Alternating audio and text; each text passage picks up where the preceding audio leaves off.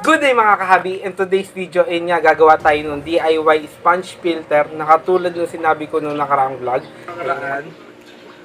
Na DIY ko na sponge filter. Ano nga ba kailangan natin dun sa DIY sponge filter natin? Ay nga, di mawawala itong sponge. E kung matatanong nyo, ang sukat niya ay 6x2x4. Ay nga, sukat niya. Nabili ko lang naman siya sa palengke, worth 10 pesos lang siya. So yun nga guys, kailangan rin natin ng used plastic bottle. Yun nga. Pinagamitan lang siya ng mantika galing doon sa mother ko. Ayun, hinugasan na natin siya. Kasi mamaya, ikakat natin siya dito yung sa bottom part niya. Kasi ito yung magiging base natin na magiging tayuan ng pinaka sponge filter. Okay? Kailangan natin yan. Ito rin, meron tayo PVC pipe. Ito, ang sukat lang niya ay, ang kinuha ko lang sukat talaga niya ay media, 1/2. Yun. Nakuha ko lang to sa pinsan ko kasi gumagawa sila ng tubo ngayon. Nakahingi ako para hindi na talaga tayo gumastos. Kasi yun ang kailangan natin eh. Hindi na tayo gumastos para mas makatipid tayo. Lalo na ngayon, wala naman tayo pinagkakakitaan. Kaya, kaya talaga natin ng walang gastos. Yun nga, may construction niya kasi doon sa duluhan. Nanghingi na lang ako ng buhangin tsaka ng konting semento para dito para din sa DIY natin. Yun nga, para hindi na rin tayo gumastos, kapal lang na mukha ang kailangan natin. Yun nga, kailangan rin natin ito nung panghinang. Ayun nga, nahiram ko lang to. Nung nakaraan taong pa sa amin to. Ayun nga, shoutout niya pala kay Kuya Lyndon Manresa. Hindi mo pa kinukuha. Ay, hindi ko pa naisasoli pala. Ayun nga, ito nga pala yung magiging pambutas natin dito sa PVC pipe natin. Ayun nga, mga kahabi, ayun, samahan niyo ako sa pagbuo ng DIY sponge filter. Let's go! Meanwhile, Ayun nga guys, sinabutan na tayo ng ulan. Yan, ang lakas ng ulan. Yan. Ito nga pala, shoutout nga pala kay Mr. Rian. Yan, sa pisang ko. Yan, Kian Guillermo. Yan. Tingnan niya natin yung mga ref tub natin. Yan. Okay naman yung ref tub natin. Yan, nanggagaling dun sa nalalagyan siya ng tubig ulan pero wala naman siya sigurong problema dun sa isda natin. Ang iintindihin na lang natin guys, yung dapat di siya mapuno. Yun, alalayan natin. Tingnan natin. Kasi kapag napuno yan, may tendency talaga na tumapon at sumama yung isda dun sa tatapon na tubig. a few minutes later. So yun nga guys, kailangan natin ng kutsilyo, tsaka gunting, para dito sa natin, sa plastic natin na ikakat natin yung ibaba.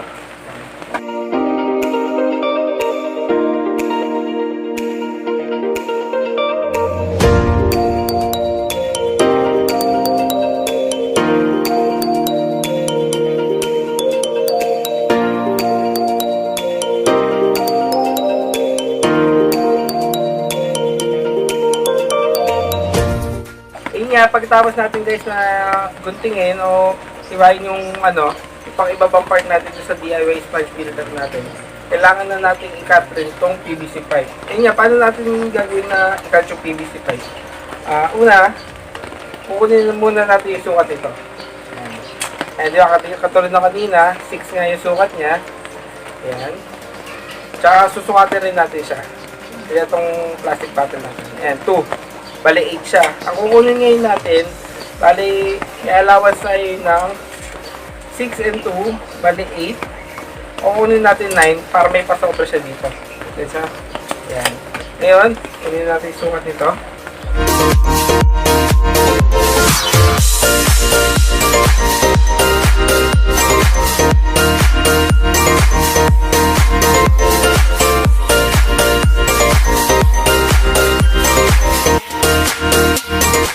A few inches later. Tsaka yun nga guys, natapos na natin siyang sukatin. Yun. At dahil meron tayo, ayan, meron naman tayo dito ng lagaring bakal. Ilalagaring bakal natin.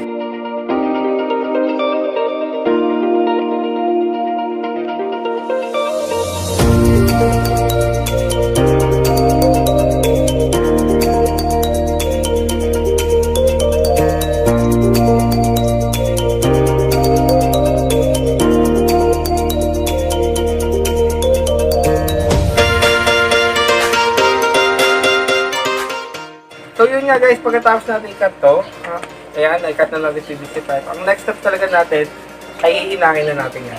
Pero bago natin hinangin, ang gagawin na muna natin, ay susukatin na muna natin dito, yung magiging butas natin dito sa paghihina. Ayan. Ayan. Ayan lang natin. Ayan. Ayan. Saka ngayon, yung sukat natin dito, ayan kung makita nyo. Ayan. Yung sukat natin na yan, kukunin natin yung sponge ngayon. Di bali ang magiging ngayon, 6. Mag-a-add tayo ngayon ng 6. Dito sa butas natin yan. 6. Bali, naging sukat niya guys ay 1.5 lang pala. 1.5 plus 6. Ayan. Kasi totally, hindi naman talaga siya 2 eh. 2 lang siya kasi mula dito. Ang problema niya, meron pala siya dito. Ayan o. Medyo pailalim siya. Kasi ang mangyayari niya guys, ito gagawin natin yan eh. Yan. Dito. Yan. Gets niya guys? Yan. Ayan ang mangyayari sa atin guys. Yan. Tapos yan, nagisukat natin, magiging 8.5 lang. Ay, 7.5 lang. Yan. Gawin na rin natin dito sa ibang sukat. Paano ba natin guys kinuha yung sukat na yun? Ayun, kinuha natin yung sukat na yun para dito, para kung saan lang natin, kung hanggang saan lang natin kukunin yung paghihinangan natin. Ayan. Pero lalagay pa rin natin allowance yung paghihinangan natin, katulad ng mga 0.5 lang.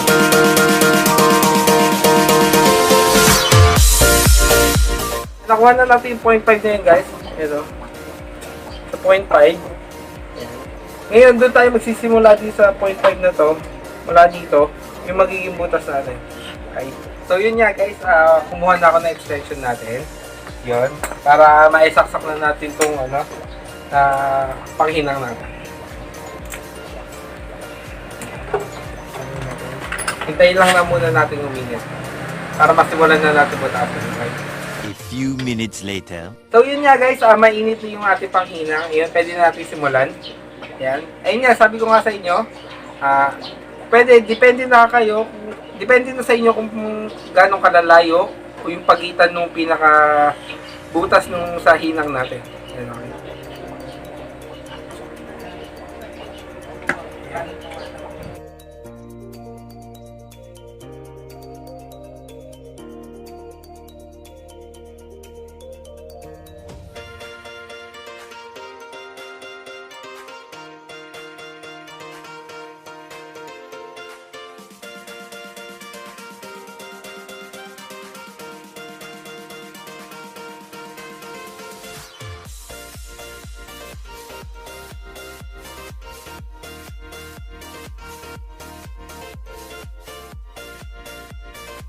An hour later. So yun nga mga kahabi, natapos na natin itong paghihinang natin o yung pagbubutas natin dito sa PVC pipe. Ayan, papakita ko muna sa inyo. Yan. Ito nga pala mga kahabi yun, no? Yan.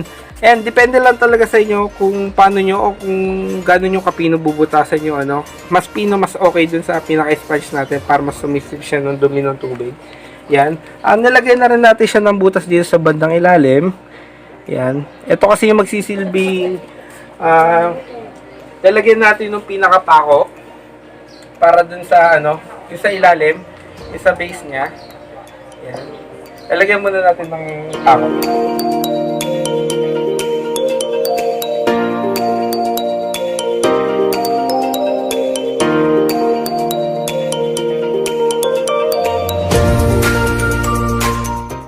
So ayan nga mga kahabi, papakita ko nga pala sa inyo. Ayun, nilagyan niya natin siya ng pako. Yan, yung sa bandang ilalim. Bakit nga ba natin siya nilagyan ng pako? Yan, ito yung dahilan niya kung bakit. Yan. Di ba ito yung pinaka magiging base natin doon sa pinaka sponge filter natin.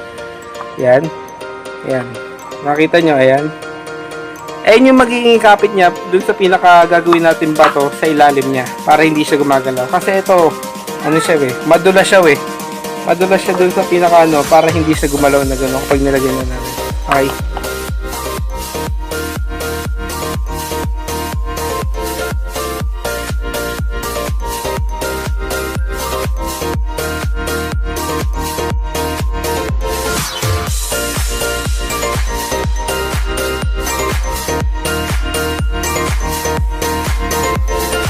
nga guys, na-release na namin ito.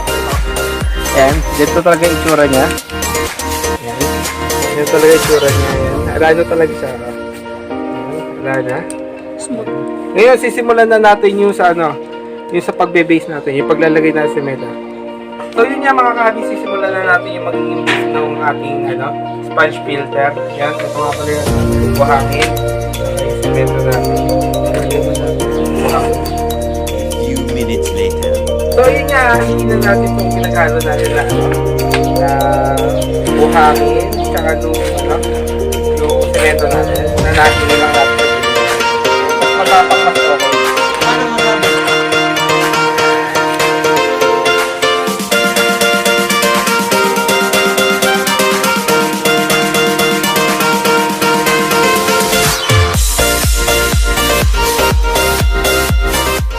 So yan, lalagyan na natin siya ng tubig. Ang natin ng tubig ay hindi siya masyadong malabnaw, yung okay lang siya, medyo makunat para mabilis talaga siya matuyo.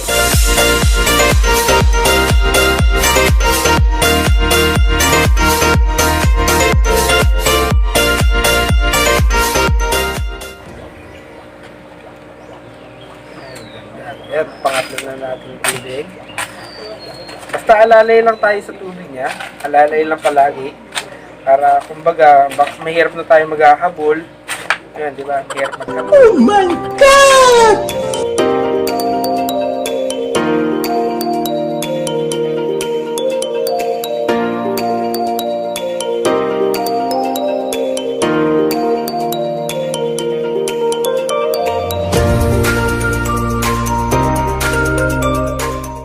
So yun nga, natapos na natin itong buhangin tsaka yung semento natin. Ayan, okay na yan. Medyo, ayan kung makikita nyo. Ayan. Ito lang talaga ang halo ko. Medyo makuna siya. Ayan. Ayan, medyo makuna siya. Ngayon, prepare na natin ngayon yung kinat natin na plastic bottle. Ayan. Ito mangyayari yan. Ganyan lang tayo guys. Ayan. Ayan. Ayan. Ganyan lang.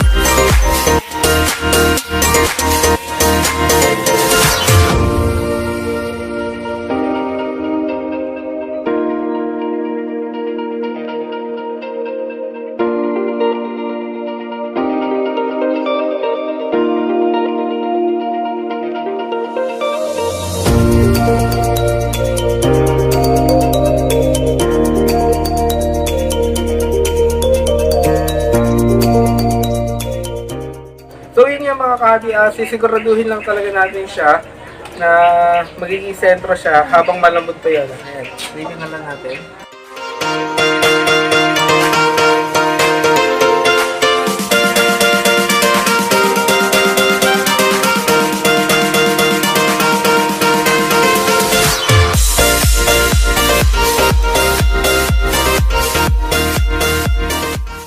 Okay na siya. Ayan. Okay na siya, patuloy na siya guys. Kaya ngayon, papatuloy naman natin siya. Since na oras na, 3:30 na siya, baka bukas na natin siya ituloy. Okay. So yan yung mga kahabi, lalagay na natin siya dito. Yan. Lalagay na natin siya dito para matuyo siya. Yan. Lalagay na natin dito para matuyo. Para bukas, lalagay na natin siya ng sponge, tsaka itatry natin dito sa natin sa pan natin. Okay? Yesterday. Once again, good day mga kahabi. Yun nga, katulad nung kahapon, sinabi ko, pinatuyo muna natin itong base natin para doon sa sponge filter natin. Sa DIY sponge filter natin. At ngayon, ito yung sponge natin ay, lang natin ito, ikakat lang natin dito sa gitna para magiging ganyan eh. Yan. Ganyan magiging design niya guys. Yan. Yan, tutasin na natin. Ingat lang tayo sa kutsilyo kasi medyo matalim.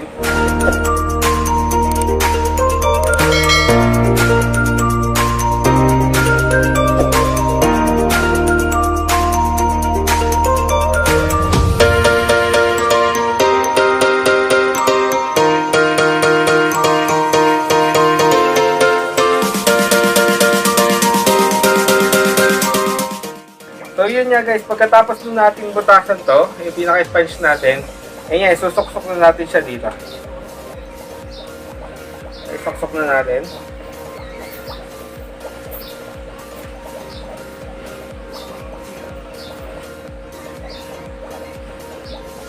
Yan, ganyan lang. Tago natin yung mga butas na apart. Ngayon, isesentro lang natin tong yung yung sa hose natin para mas maganda siyang tingnan. Yan. Tulad yan, ito yung pinaka-finished product natin. Yan. Nakikita nyo. Yan, nakaisa.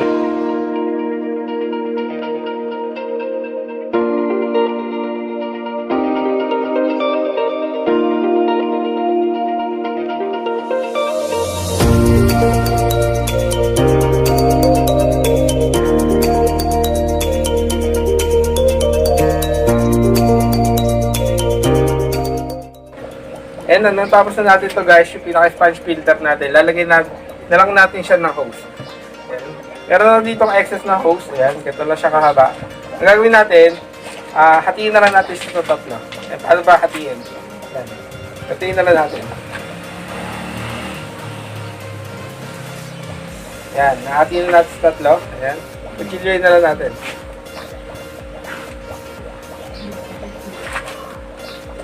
Mas okay na may pasobra dun sa ano natin dito sa pinaka-sponge filter natin. Wala namang problema siya para malagay natin siya mamaya nung sa valve. Bibigyan ko kayo ng example kung paano. Yan, suksok lang natin hanggang ilalim. Balik ganito mangyayari niyan. Kasi hanggang dulo yung ano natin. Ayan, ito yung sa pinaka-tube natin, sa pipe natin. Ayan, balik ganyan. Ito yung maging excess natin. Bali, ito dapat ang makabaon. Ganyan kahaba.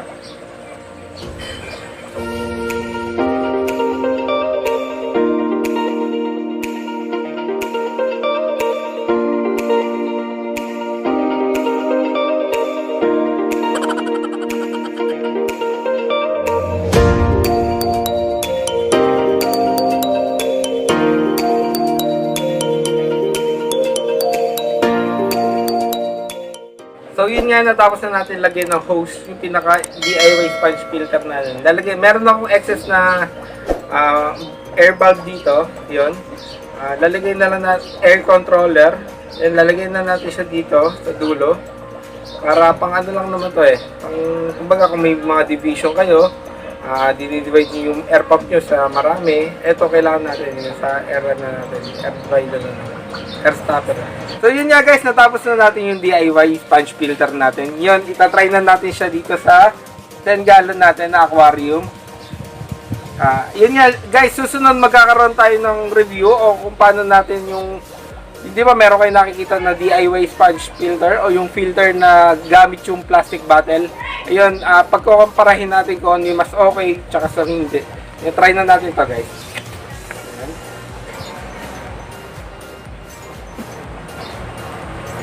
Tsaka lagyan natin siya ng tubig.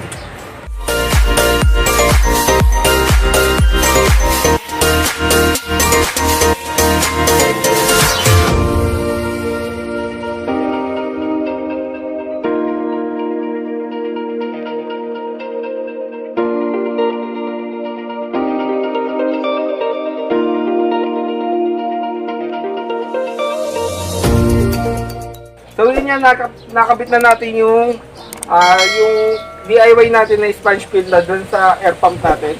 Yan, try na natin. Ito, kaya may valve talaga para sa control nung pinakahangin nung nung air pump.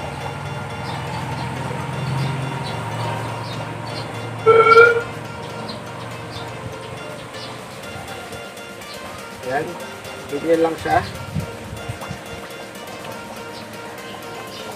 So yun nga guys, natapos na natin yung DIY sponge filter natin. Ayan, kita nyo na working na siya. Oh, mas luminaw agad yung tubig niya kung napapansin nyo. Ayan. Napansin nyo, mas luminaw agad yung tubig niya. Ayan, nakikita natin na mas effective talaga siya. At gagawa tayo ng review susunod, yung natin, yung pagkukumparahin natin yung DIY sponge filter na ginawa ko sa sarili ko, tsaka yung nakikita ko na DIY sponge builder na ang ginagamit nila ay yung plastic bottle na binutas-butas. Ayun, pagkukumparahin natin siya kung ano yung mas okay, tsaka alin yung mas hindi. Ayun nga, shoutout nga pala kay Kuya Joel Manalaysay, kay Uno Manalaysay, ayun, kay Jose Espiritu, kay Kian Guillermo, kay Jaser Evangelista, tsaka kay Chris Gerald. Ayun, thank you guys sa suporta. Ayun, sa susunod na vlog, sana suporta pa rin niyo ako. So yun nga guys, please like, share, subscribe to my channel and hit the notification bell para ma-update kayo sa mga bago kong video. Ayun, thank you guys.